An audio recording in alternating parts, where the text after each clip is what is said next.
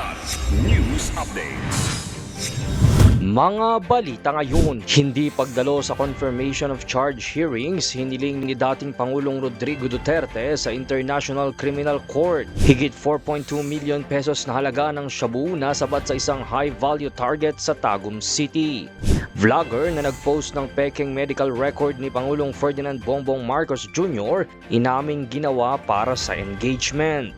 Ako po si Cesar Soriano para ihatid ang mga nangungunang balita sa buong kapuluan.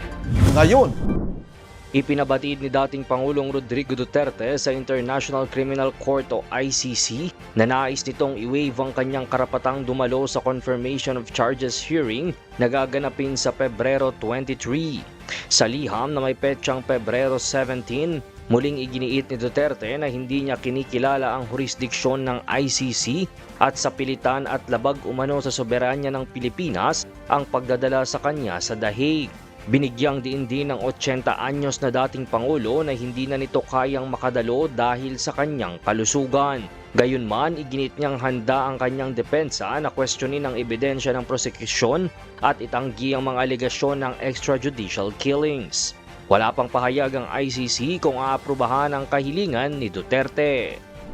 Timbog sa isang bypass operation ang isang high-value individual matapos itong mahulian ng milyong-milyong pisong halaga ng shabu sa barangay Kanokotan, Tagum City, Kamakalawa. Kinilalang suspect na si alias Mata, 34 anyos at pangunahing target ng PIDEA Region 11. Nasamsam sa suspect ang nasa mahigit 600 gramo ng shabu na may kabuang halagang 4,287,500 pesos. Ayon sa mga otoridad, isa ito sa pinakamalaking operasyon ng syudad kontra illegal na droga ngayong taon. Kasalukuyan ang nasa kustodiya ng mga otoridad ang suspect na mahaharap sa kasong paglabag sa Republic Act 9165 o ang Comprehensive Dangerous Drugs Act of 2002.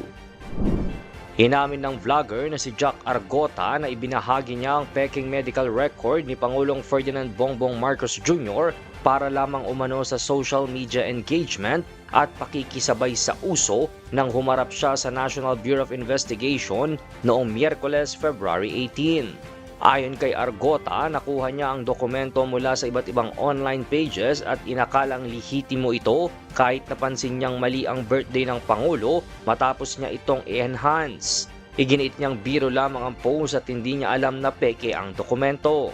Matapos ang kanyang pagharap, nagpasalamat pa siya sa NBI sa isang video reel. Nauna na nagsampa ng kaso ang NBI laban kina Jay Sonza at Eric Celis kaugnay ng parehong issue.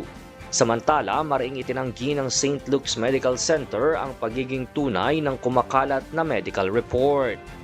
Para sa Kidlat News Channel, ito si Jai Reyes, nag-uulat.